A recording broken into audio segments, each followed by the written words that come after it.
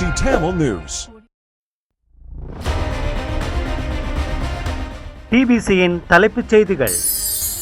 தமிழரசுக் கட்சி முடக்கப்படவில்லை என்பதை அனைவரும் புரிந்து கொள்ள வேண்டும் என்று தமிழரசுக் கட்சியின் ஊடக பேச்சாளர் எம்.ஏ. சுமந்திரன் தெரிவித்துள்ளார். தன்னுடன் இணைந்து கொள்ளுமாறு சஜித் அனுரவுக்கு ஜனாதிபதி ரணில் மீண்டும் பகிரங்கமான அழைப்பை விடுத்துள்ளார். ஜனாதிபதி ரணில் விக்ரமசிங்க நகைச்சுவையாளராக மாறிவிட்டார் என்று எதிர்க்கட்சித் தலைவர் சஜித் பிரேமதாசா தெரிவிக்கின்றார். தேர்தல் அறிவிப்பை செய்தவுடன் நாம் போட்டியிடுவது பற்றி அறிவிப்பை வெளியிடுவோம் என்று நாமல் ராஜபக்ச தெரிவித்துள்ளார். வணக்கம். நீங்கள் இணைந்திருப்பது டிபிசியின் காலை தமிழ் செய்திகளுடன். இனி விரிவான செய்திகளை பார்ப்போம். தமிழரசுக் கட்சி முடக்கப்படவில்லை என்பதை அனைவரும் புரிந்து கொள்ள வேண்டும் என்று தமிழரசுக் கட்சியின் ஊடக பேச்சாளரும் பாராளுமன்ற உறுப்பினருமான எம்.ஏ. சுமந்திரன் தெரிவித்துள்ளார். வவுனியாவில் இடம்பெற்ற தமிழரசுக் கட்சியின் அரசியல் குழு கூட்டத்தில் பின் இடம்பெற்ற ஊடக சந்திப்பிலேயே அவர் இவ்வாறு தெரிவித்தார். தமிழரசுக் கட்சியின் அரசியல் குழுவும் கட்சி சம்பந்தமான வழக்கில் சம்பந்தப்பட்ட தரப்பினரும் ஒன்றாக கூடி அடுத்த தவணை 19ஆம் தேதி வழக்கு வரவிருக்கின்ற காரணத்தினால் அது குறித்து உரையாடப்பட்டது. நாங்கள் ஒவ்வொருவரும் தங்களது நிலைப்பாட்டுக்கு அமைய மறுமொழிகளை தாக்கல் செய்த பிறகு வழக்கை முடிவுறுத்துவதற்கான ஒரு யோசனை அனைவராலும் ஏற்றுக்கொள்ளப்பட்டிருக்கிறது. அந்த யோசனையின் விவரங்கள் நாங்கள் மத்திய செயற்குழுவில் கூடி தீர்மானிப்போம். ஆனால் பொதுவாக வழக்கை எந்த அடிப்படையில் முடிவுறுத்தலாம் என இணங்கப்பட்டிருக்கிறது. முன்னேற்றகரமான செயற்பாடு கலந்துரையாடலில் இடம்பெற்றது. 8 எதிராளிகளையும் 19ஆம் தேதி வழக்கில் அழைப்பார்கள். கடைசியாக இடையீட்டு மனுவை முன்வைத்த ஜீவராஜா என்பவருடைய இடையீட்டு மனு தொடர்பான விடயமும் 19ஆம் தேதி வருகிறது. அதனால் வழக்கு தள்ளிப்போகக்கூடிய சில சந்தர்ப்பங்கள் ஏற்படலாம். 19ஆம் தேதி மறுமொழி வழங்கிய பின்னர் ஒரு திகதியை தீர்மானித்து கலந்துரையாடலை மேற்கொண்டு வழக்கை என்ன மாதிரி முடிவுறுத்தலாம் என்ற தீர்மானத்துக்கு வரலாம். அதற்கு முன்னர் மத்திய செயற்குழு கூடி எடுக்கப்போகும் தீர்மானம் தொடர்பாக கலந்துரையாடி இணக்கப்பாட்டை தெரிவிக்கும். அத்தோடு வழக்குகள் நீதிமன்றத்தில் இருப்பதன் காரணத்தினால் தமிழரசுக் கட்சி செயற்பட முடியாமல் இருக்கிறது. நீதிமன்றத்தில் முடங்கி கிடக்கிறது. கட்சியினுடைய சின்னத்தை பாவிக்க முடியாமல் இருக்கிறது. தேர்தல் வந்தால் என்ன செய்வார்கள் என்றெல்லாம் பலர் நீலிக்கண்ணீர் வடிக்கின்ற விடயம் நடந்து கொண்டிருக்கிறது. இதனை தெளிவுபடுத்த வேண்டிய தேவை இருக்கிறது. இதனை ஊடகங்கள் மூலம் தெளிவுபடுத்துமாறு என்னை பணித்தும் இருக்கிறார்கள். கட்சி முடக்கப்படவில்லை. கட்சியினுடைய செயற்பாடுகள் எதுவும் முடக்கப்படவில்லை. கட்சியின் சின்னம் முடக்கப்படவில்லை. கட்சி முழுமையாக செயற்பட்டு கொண்டு இருக்கிறது. கட்சியின் சின்னத்தின் கீழ் எந்த தேர்தலையும் நாம் சந்திக்க முடியும். அதற்கு எந்தவிதமான இடர்பாடுகளும் கிடையாது. ஆகவே இதை தெரிந்து கொண்டே சிலர் வேணுமென்றே பிரசாரத்தை மேற்கொள்கிறார்கள். அதனால்தான் இந்த தெளிவுபடுத்தலை செய்கின்றோம். வழக்கில் நிறுத்தப்பட்டிருப்பது கட்சியின் தெரிவுகள். கடந்த ஜனவரி மாதம் நடைபெற்ற தெரிவுகள் நடைமுறைப்படுத்தக்கூடாது என்று ஒரு தடை உத்தரவு பெறப்பட்டுள்ளது.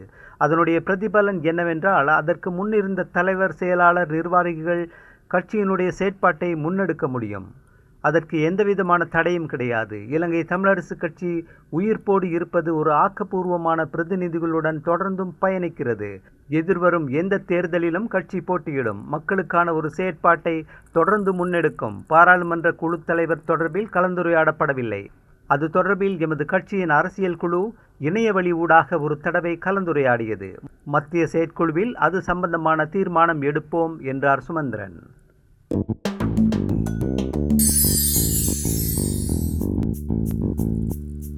நாட்டின் எதிர்காலத்திற்காக ஐக்கிய மக்கள் சக்தி, தேசிய மக்கள் சக்தி என்னுடன் இணைந்து பணியாற்றுவதற்கு வருகை தருமாறு பகிரங்கமான அழைப்பு விடுக்கின்றேன் என்று ஜனாதிபதி ரணில் விக்ரமசிங்க தெரிவித்தார். கண்டியில் நடைபெற்ற மக்கள் சந்திப்பு கூட்டத்தில் கலந்து கொண்டு உரையாற்றும் போதே அவர் இவ்வாறு தெரிவித்தார். எமது நாட்டை நேசித்ததன் பின்னரேயே எமது கட்சியை நேசிக்க வேண்டும். நாம் அதனையே செய்கின்றோம். அதிகாரத்தினை வழங்குகின்ற போது அதனை பொறுப்புடன் ஏற்றுக்கொள்ள வேண்டும். நாட்டை பாதுகாக்க வேண்டும் என்றும் கேட்டுக்கொண்டார். மிகவும் கடினமான காலத்திலேயே நாட்டின் தலைமை பொறுப்பினை ஏற்றுக்கொண்டேன். நான் தலைமைத்துவம் ஏற்ற விடயங்கள் செயற்படுத்துவதற்கு தாமரை மொட்டு கட்சியினரும் ஒத்துழைப்புகளை வழங்கினார்கள். அவர்களின் ஆதரவின்றி எனக்கு தனியாக செயற்பட்டிருக்க முடியாது என்றும் ரணில் விக்ரமசிங்க குறிப்பிட்டார். தாமரை மொட்டு கட்சியானது பிளவுபட்டது. பெரும்பான்மையுடன் இருந்த கட்சிக்குள் குழப்பங்கள் ஏற்பட்டிருந்தன. அது மட்டுமின்றி ராஜபக்ஷக்களை பாதுகாப்பதாக கூறுகின்றார்கள். ராஜபக்ஷகளை பாதுகாக்க வேண்டிய எந்த தேவையும் எனக்கு கிடையாது என்றும் அவர் சுட்டிக்காட்டினார். ஐக்கிய தேசிய கட்சியும் பொதுஜன பெரமுனவும் இரண்டு வேறு கட்சிகள் நாட்டுக்காகவே ஒன்றிணைந்துள்ளன. தற்போது நாம் வங்குரோத்து நிலைமையிலிருந்து மெல்ல மெல்ல வெளிவருகின்றோம். மொத்த தேசிய உற்பத்தியானது $85 மில்லியன் உள்ளது.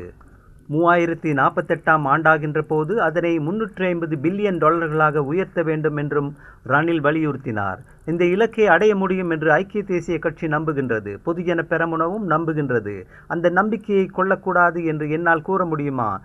தற்போது ஐக்கிய மக்கள் சக்தியை எதிர்த்து நிற்கின்றது என்றும் அவர் குறிப்பிட்டார்.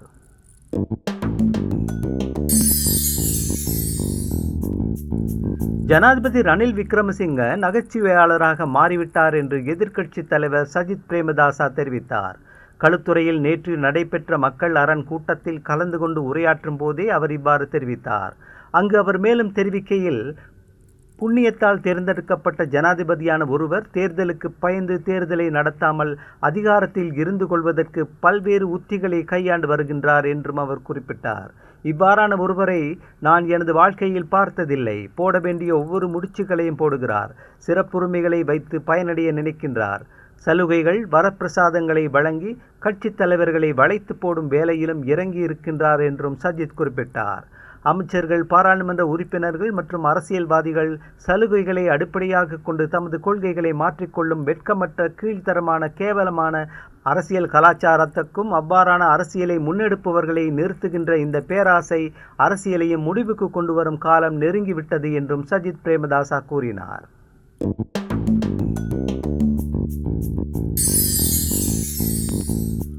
ஒரு வாரத்தில் தேர்தல்கள் ஆணைக்குழுவிடம் முழுமையான அதிகாரம் சென்று அவர்களை உத்தியோகபூர்வமாக தேர்தல் அறிவிப்பை செய்தவுடன் நாம் போட்டியிடுவது பற்றிய அறிவிப்பை வெளியிடுவோம் என்று பொதுஜன பெரமுனவின் தேசிய அமைப்பாளரும் அம்பாந்தோட்டை மாவட்ட பாராளுமன்ற உறுப்பினருமான நாமல் ராஜபக்ஷ தெரிவித்துள்ளார்.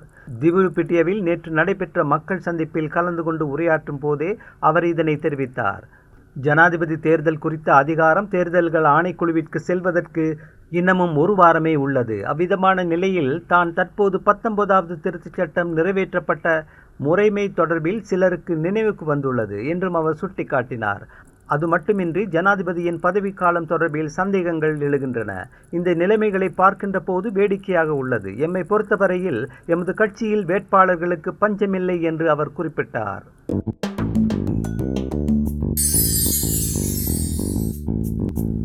ஜனாதிபதி தேர்தலுக்காக 10 பில்லியன் ரூபாய் ஒதுக்கப்பட்டுள்ளதாக நிதியமைச்சு அறிவித்துள்ளது.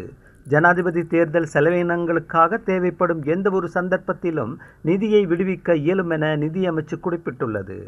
இதனிடையே எதிர்வரும் 17ஆம் தேதி தேர்தல்கள் ஆணைக்குழுவிற்கு வருகை தருமாறு நிதியமைச்சின் அதிகாரிகளுக்கு அழைப்பு விடுக்கப்பட்டுள்ளது.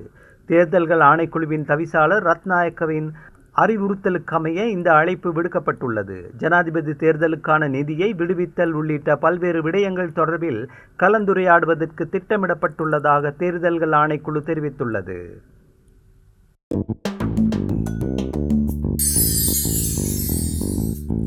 தேர்தலை பிற்போட அரசாங்கம் சதி செய்கின்றது என்று தமிழரசு கட்சியின் ஊடக பேச்சாளரும் பாராளுமன்ற உறுப்பினருமான எம்.ஏ. சுமந்திரன் தெரிவித்துள்ளார். வவுனியாவில் இடம்பெற்ற தமிழரசு கட்சியின் அரசியல் குழு கூட்டத்தின் பின் இடம்பெற்ற ஊடக சந்திப்பிலேயே அவர் இவ்வாறு தெரிவித்தார். ஜனாதிபதி தேர்தல் தொடர்பில் மனுவை சட்டத்தரணி ஒருவர் தாக்கல் செய்துள்ளார்.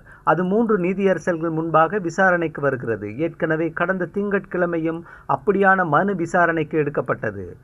5 நீதியரசர்கள் குழு முன்னிலையில் நடந்தது. அந்த வழக்கில் நானும் ஆஜராகினேன் என்றும் அவர் குறிப்பிட்டார். அது அடிப்படையில்லாத மனு என தெரிவித்து அதனை தாக்கல் செய்தவருக்கு 1 லட்சம் ரூபாய் வழக்கு செலவு செலுத்தும்படி உத்தரவிடப்பட்டது. வழக்கு நிலுவையில் உள்ள போது அதனை பற்றி பேசக்கூடாது என்றும் அவர் கூறினார். அரசாங்கம் தேர்தலை பிற்போட முனைப்பு காட்டுகிறது என்பதை தேவையில்லாத ஒரு திருத்தத்தை வேண்டுமென்றே கொண்டு வந்து மக்கள் மத்தியில் குழப்பத்தை ஏற்படுத்தி தேர்தலை பிற்போடுவதற்கான சதி செய்யப்படுகிறது. அதற்கு இடமளிக்க முடியாது என்று எம்.ஏ. சுமந்திரன் தெரிவித்தார். அந்த செய்தியோடு நிறைவுக்கு வருவது டிபிசியின் இன்றைய காலை தமிழ் செய்திகள். மீண்டும் மாலை செய்திகளோடு மீண்டும் சந்திப்போம். வணக்கம்.